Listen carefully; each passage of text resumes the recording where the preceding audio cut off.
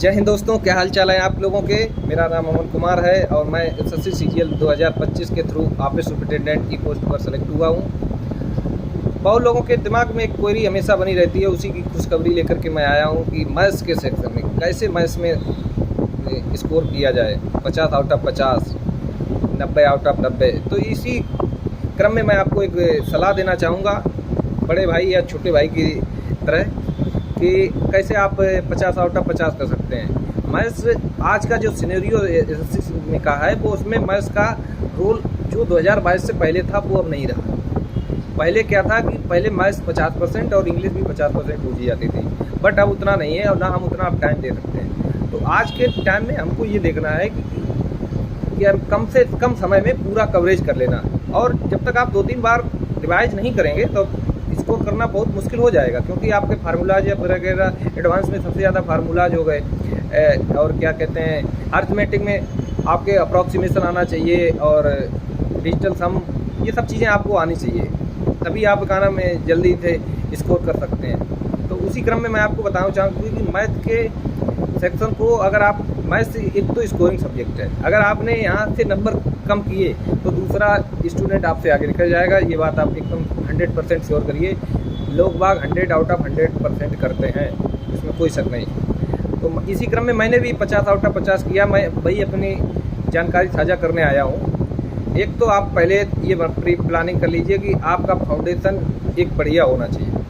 Foundation अगर आपका बढ़िया नहीं है तो आप मैथ्स में सिलेक्शन नहीं ले सकते। फाउंडेशन के लिए आप देखिएगा कि कोई भी टीचर जो भी ऑनलाइन उपलब्ध हैं, क्योंकि अनुभव अगर आप धीरे धीरे अपने आप पढ़ेंगे तो उतना अच्छा आप आ जाएंगे। ऐसा नहीं है कि आप कंप्लीट नहीं कर पाएंगे, उसमें टाइम लग सकता है, लेकिन अगर किसी टीचर का सहारा ले लेंगे तो जो है आपको जल्दी वहाँ तक पहुँचा देगा, आपकी मंजिल तक। तो उसी क्रम में लेकिन एक बात ध्यान रखना कि ऐसा कोर्स पढ़ना जो कम समय में कंप्लीट कवरेज पूरा दे रहा हो। अगर आप ऐसा कोर्स चाह रहे हैं, देखिएगा यूट्यूब पर जो भी आपको बेस्ट ट्यूनिंग टीचर लगे आप पढ़ सकते हैं, बेस्ट टीचर है। इसी क्रम में मैंने किससे पढ़ा, मैं आपको पर्सनली बता रहा हूँ कि मैंने एक आवाज़ सैनी सर हैं यूट्यूब का नाम बरवल महेश भाई आवाज़ सैनी, यूट्यूब पे भी उनका चैनल है और ऐप भी उनकी थी नाम से। तो उसी से मैंने उनका सुपर 100 बैच लिया था। तो उनका शायद 80 क्लास अप्रॉक्सीमेशन है, 80 क्लास के करीबन क्लास हैं। 80 क्लास में वो आराम से आपको पूरा मैथ कंप्लीट करा देते हैं। और उसके बाद में मैंने PYQ 2018 से लेकर के लगभग में 2024-25 के सारे PYQ मैंने लगा रखे थे, कम से कम 1 या 2 बार लगा रखे होंगे। तो और उसके बाद में मॉक टेस्ट, आप अगर आपका स्कोर नहीं बढ़ रहा है तो आप सेक्शनल मॉक टेस्ट भी लगा सकते हैं, क्योंकि सेक्शनल मॉक टेस्ट है आपकी। अब तो सेक्शनल टाइमर के चक्कर में अब तो सेक्शनल मॉक टेस्ट लगाना बहुत इंपॉर्टेंट हो गया, क्योंकि आप इंग्लिश आसानी से कर सकते हैं, GS आसानी से कर सकते हैं, रीजनिंग में थोड़ा बहुत दिक्कत होगी लेकिन वो भी इजीली की जा सकती है। मगर मैथ्स के सेक्शन में 25 क्वेश्चन करना 15 मिनट में बहुत बात अपने आप में एक बहुत बड़ा टास्क है। उसी क्रम में मैं आपको बताऊं तो आपको आज ही से ये पहले अगर आपने कंप्लीट कवरेज कोर्स किसी से कर लिया है तो कोई दूसरा टीचर को मत चूज करना, जिससे पढ़ रखा है उसी से वही सेम सब पढ़ाते हैं, कोई अलग नया कोई नहीं पढ़ाता है, सब सेम ही पढ़ाते हैं। लेकिन क्या है कि कम घंटों में अगर आपको चाहिए, अभी आपने नहीं किया है तो आप एक बार आवाज़ सैनी सर को देख सकते हैं। बेस्ट टीचर हैं, हमने खुद पढ़ा है, मुझे पता है कि पढ़ने के बाद में आपको अलग अनुभूति की प्राप्ति होगी। अगर आपने सेक्शनल टाइमर नहीं लगाया तो आप फंस जाएंगे, एकदम फंस जाएंगे, क्योंकि आज 15 मिनट में 25 क्वेश्चन करना अपने आप में ही आसानी बात है। इसमें एक जो 15 मिनट में 25 क्वेश्चन करने का तरीका है, उसमें एक ही बड़ा वो है कि आपको स्किप मेथड आना चाहिए। आपको ये पता नहीं होना चाहिए कि मैं सवाल को जानता हूँ, ये पता होना चाहिए मैं कितनी जल्दी हैंडल कर सकता हूँ। वो सवाल जो आप बहुत जल्दी इजीली हैंडल कर सकते हैं 25 में, आप वो काम सबसे पहले करें। सेकंड राउंड में आपको जो लगता है कि हाँ मैं कर सकता हूँ वो करें, और 1-2 अगर छूट भी जाएंगे तो कोई दिक्कत नहीं, क्योंकि अगर आप 23-15 मिनट में कर दे रहे हैं तो कोई बड़ी बात नहीं, फिर खराब आपका स्कोर नहीं, बहुत अच्छा स्कोर माना जाएगा। और इसी क्रम में मैं बताना चाहूँगा, आप कोई भी ऐप डाउनलोड करिए का नाम, जो भी मॉक टेस्ट देते हैं आप, मॉक टेस्ट अगर आपका कोर्स का नाम में फाउंडेशन कवर हो चुका है तो आप आज से ही सेक्शनल टाइमर लगाना स्टार्ट करिए। कम से कम 2-3 सेक्शनल टाइमर पर डे लगाइए। अगर आप लगाएंगे तो भी आप क्या नाम फ्री में 50 आउट ऑफ 50 कर पाएंगे, अन्यथा और कोई ऑप्शन नहीं है कि आप 50 आउट ऑफ 50 कर लें, कोई ऑप्शन नहीं है।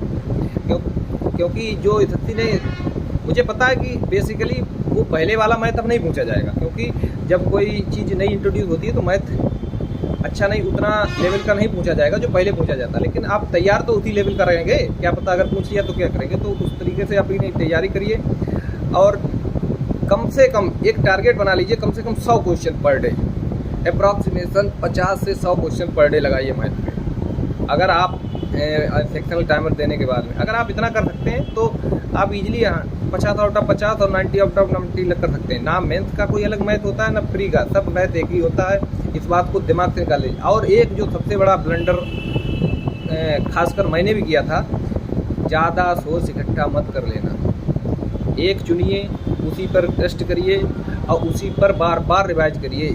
ये जो है, आप अगर इस बात को मान लेंगे तो आप 100% जल्दी और लोगों से आगे निकल आएंगे। ज़्यादा सोर्स मत इकट्ठा कर लेना, इस बात को मैं बार बार कह रहा हूँ, क्योंकि आप रिवाइज कर नहीं पाएंगे। ये काफ़ी हद तक मैंने बिल्डअप किया था, लेकिन मैं जल्दी इस चीज़ से बाहर निकल आया था। लेकिन आप जो है ज़्यादा टीचर के चक्कर मत पड़ना, एक टीचर पे विश्वास करिए, टेस्ट अपने टीचर पे, और एक बार सिर्फ बुक कर लीजिए, अपना फाउंडेशन बना लीजिए। उसके बाद में मॉक टेस्ट, जितने मॉक टेस्ट PYQ लगाएंगे आपका स्कोर उतना दिन पे दिन ग्रो करता चला जाएगा। इसी क्रम में मैं बताना चाहूँगा, मैं आपको आगे आने वाले दिनों में GK, GS और इंग्लिश और रीजनिंग, इनका भी वीडियो मैं सेपरेट एक एक लेके आऊँगा। तब तक के लिए मैं आपको बता रहा हूँ, अपनी प्रैक्टिस जारी रखिए। बाद बाकी आप लोगों को कोई भी कमेंट क्वेरी बने चाहिए तो हमारे कमेंट में बताइएगा कि क्या मैंने गलत बताया, क्या सही बताया, या क्या सजेशन और किस सब्जेक्ट पे आपको चाहते हैं, या जिस बारे में भी आपको कोई राय देनी है तो बताइएगा इस कमेंट सेक्शन में। तब तक के लिए मैं नमस्कार, जय हिंद, वंदे मातरम।